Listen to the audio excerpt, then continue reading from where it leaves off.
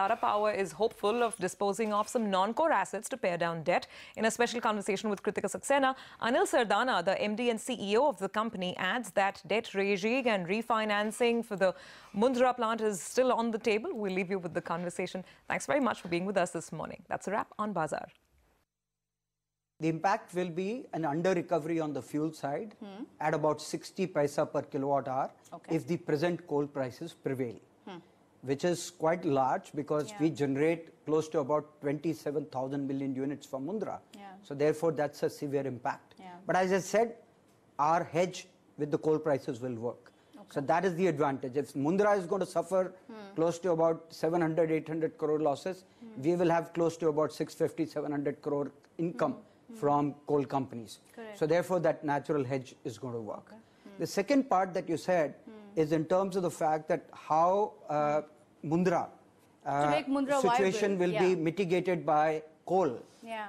So we had earlier, because of the previous order from APTEL, a restriction that we must only buy coal from Indonesia. Correct. Now, since we have no such restrictions and everything that had to happen has played out, we are now free to buy coal from wherever we believe we can get more competitive options. Correct. So in the past, we had looked at Colombian market, American market, African markets, where there is quite a lot of coal that is not being lifted by maybe Europeans or other customers who are long haul customers for them. And that is almost like a distress sale that we are able to take advantage of. So now, in fact, since the time the order come, we have already spotted coal in African shores, which is going to come at much higher discounts that you can normally get. What's the kind of discount that you're working with right now? So for reasons of non-disclosure, I can't talk about those numbers today. But yes, those are at a higher discount, which will mitigate a lot of under-recovery that I'm talking about from Mundra. Okay, fair enough. Let me ask about debt. You've maintained a debt target of 2, if I'm correct.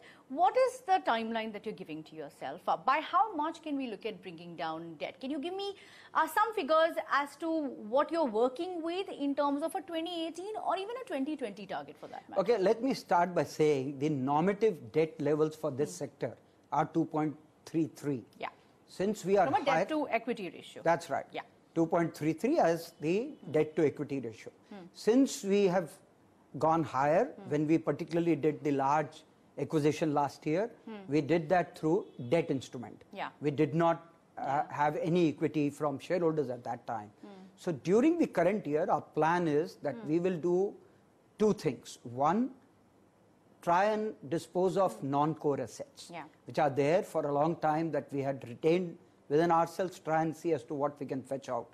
There are other options that we are also exploring, which we'll tend to do during the 2018 period itself. What are the options, for instance? There can be a lot of options. You can always go back to shareholders. You can explore options in terms of how you can, look at the other assets that exist within the system as to what structuring options you pursue. So would that include reducing cross-holding across group companies? That is something that has been discussed. That's not my subject. That's subject of Tata Sons. But I hear the current new chairman talk about that more often.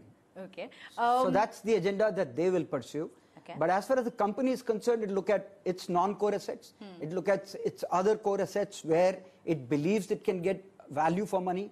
And we will therefore look at those options to try and go below the normative level of the sector and go below 2.33.